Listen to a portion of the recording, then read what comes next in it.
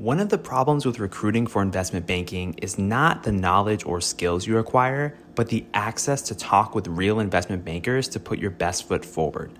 Our sponsor, WSO Academy, can provide those connections with 60 head mentors who are finance professionals at top firms like Goldman, Centerview, and JP Morgan. Imagine being able to get on the phone within 24 hours with one of the Academy's 1,300 mentors right before a critical interview. Get on the waitlist for WSO Academy today by clicking the link in the show notes or by visiting wallstreetoasis.com/academy.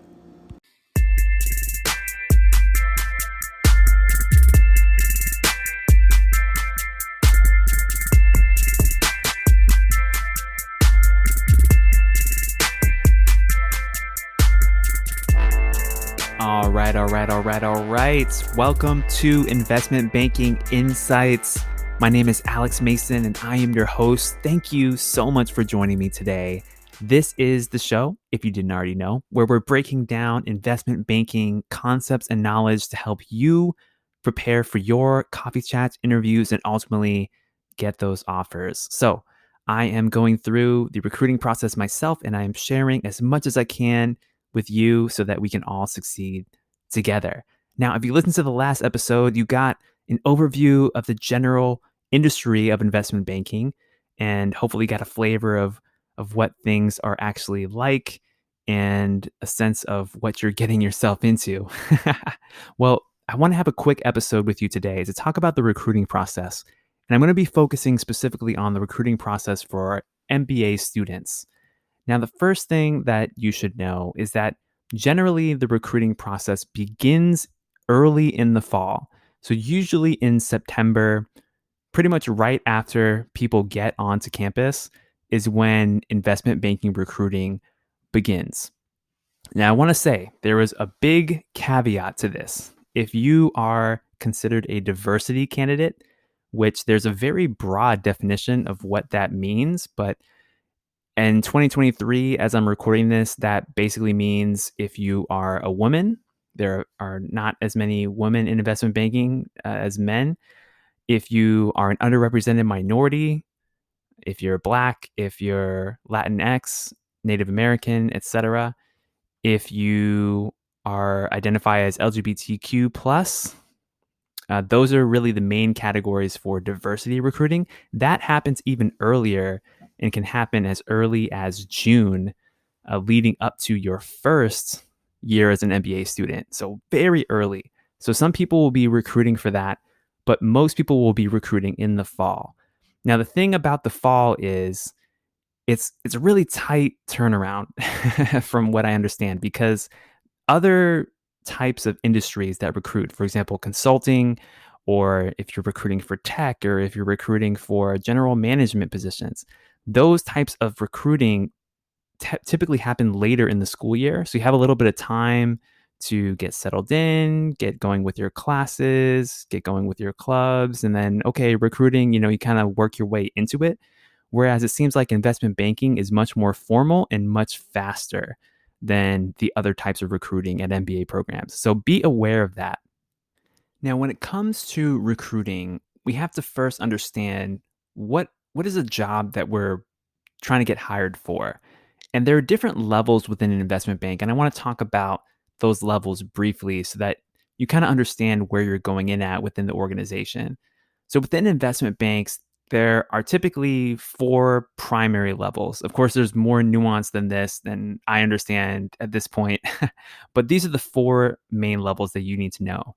At the bottom are the analysts. Analysts are doing a lot of just the day-to-day work of putting together presentations, putting together models for different deals, that kind of a thing. That's at the bottom.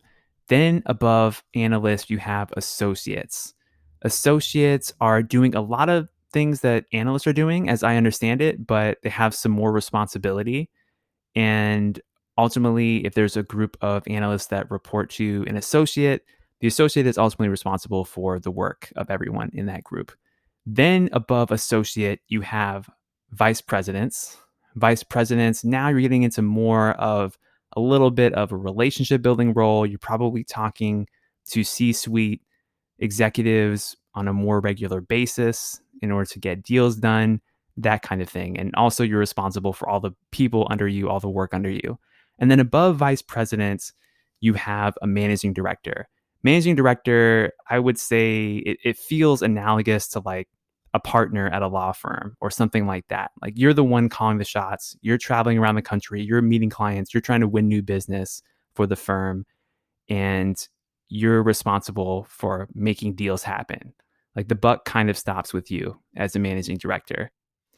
So, as someone coming in from a different industry, presumably if you're listening to this, you don't already work in an investment bank and you're just trying to get promoted or something, you are switching careers, right? You're trying to come into this industry. Where are you going to fit in at? Well, if you're coming in from the undergrad level, you're going to be going for an analyst role. And if you're coming in from the MBA level, you're going to be going for an associate role.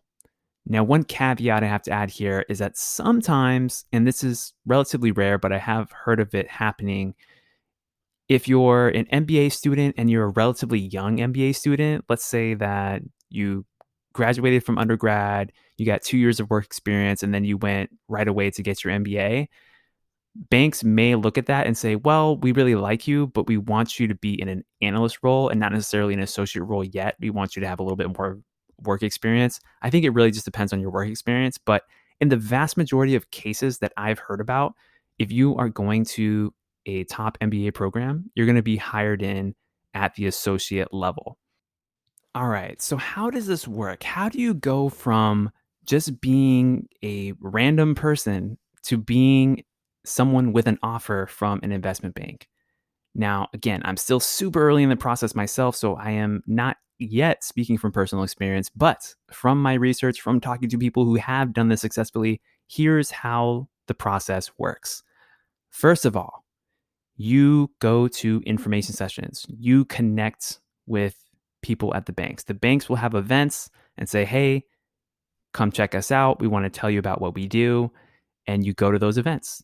You show up on time, you're professional, you're courteous, you listen to what they have to say, you ask thoughtful questions, and you just make that initial connection. So that's the first step. Then you get to, well, hold up, I actually need to back up a little bit because there's even a step before this for some banks, depending on the bank. For some banks, you'll do information sessions, and then there's also resume drops.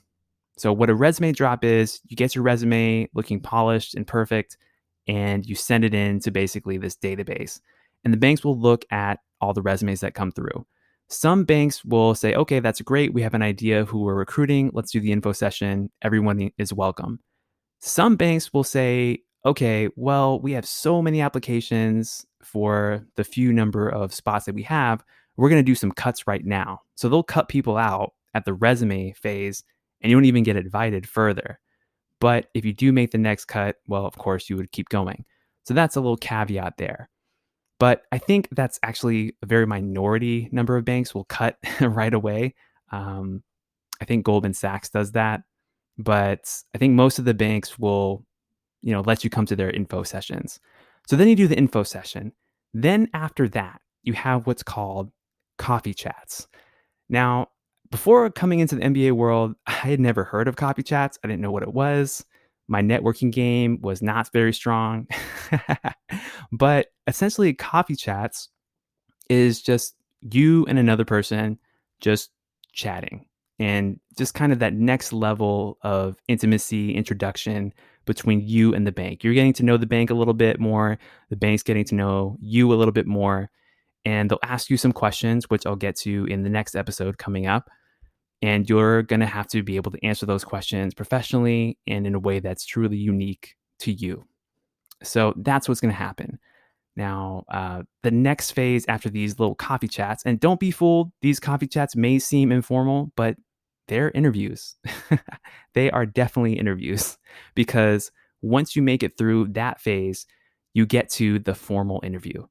This is when you're really going to be asked these harder questions, these technical questions, as well as maybe even following up on behaviorals. Every interview is going to be slightly different. Every bank is going to be slightly different in the way that they interview you. But broadly speaking, there are two types of interview questions. There are behavioral questions that assess things like your story, your interests, your strengths. Why do you want to be at that bank? Things like that. And then you have technical questions. Tell me such and such about a balance sheet. Tell me about what happens if I do this to depreciation. Those kinds of more technical questions. And we are going to go very deep into all those things in a few episodes. But for now, just know that those are the main types of questions you're going to get asked. Then once you go past that phase, there is the final step. The final step before you get to the finish line, before you get to touchdown, so to speak. It is called a super day. A super day is when a bank invites you to their headquarters and you go there with a bunch of other aspiring bankers and you meet them and you talk to people and you are interviewed by some senior bankers, usually, like maybe a vice president or a managing director, even. And these super days, they might last 1 hour, they might last 3 hours for a single bank. And you are going to be grilled on your level of competence, your interests, your passion, your enthusiasm, and your fit for that bank's culture. Because of course, these banks want to hire people who are not just really, really smart, really intelligent, but people who have emotional intelligence, people who relate to their culture and speak their language. That's what they're looking for. So that is the final step. And then once you progress past the super day, the magical offer comes in and you get that offer from the bank. Can't you visualize it right now? I'm visualizing it right now for myself. Like, wow, that's going to be really, really nice. You get that offer and boom, you're an investment banker. So that is the process from beginning to end at a high level.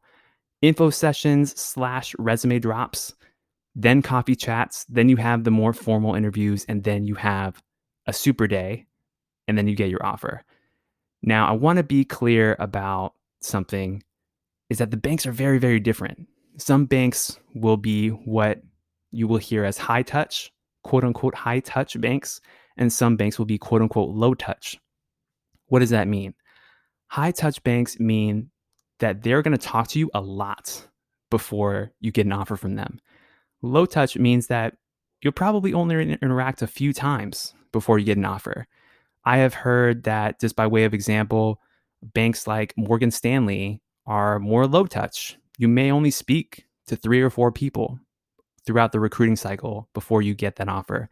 And then contrast that with banks like Bank of America, who I've heard you may talk to 20 people, 25 people from beginning to end before you get that final offer. It just depends on the culture of the bank and the resources that the firm has devoted to recruiting, especially with your particular school. So another thing with that is you'll likely have coffee chats, information sessions, interviews with alums who went to your MBA program.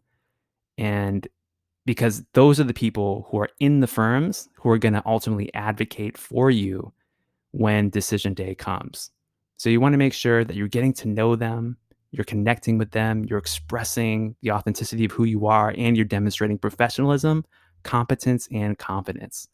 So those are some things that you need to know about the recruiting process. And then on a final note, that's basically the recruiting season. So from September to January or so, that's the main recruiting season for MBAs, for investment banking. By January, the majority of people who are recruiting for investment banking will have been successful. And then the spring semester, they won't have to worry about recruiting that much. But that's basically the timeline for you. And the main thing underpinning this whole recruiting season, at least that I've taken from it, is networking. It's all about getting to know people, sharing your story, getting clarity on what you want, who you are, why that opportunity with that bank is a good match for you and your abilities, making sure that you remember people, remember what they said at that event that you went to, and just finding connection, expressing gratitude, expressing professionalism, expressing ambition, and expressing clarity of who you are and what you're going after. So that's what I would say for recruiting. That's an overview of the recruiting process. I am very excited because I'm in the middle of this myself. in the early recruiting season here in early summer 2023, and I'll let you know how it goes. But that's what I've learned so far. But hopefully that helps you. Now, in the next episode, we are going to talk a little bit about interviewing. We're going to be getting more and more specific with these episodes before we jump deep into technicals. And I'm going to be talking about the 3 inevitable recruiting questions that you're going to have to answer. So be sure to tune in next time for a discussion of those. All right. I'll see you next time. This is Alex Mason, your host, and I'll see you later.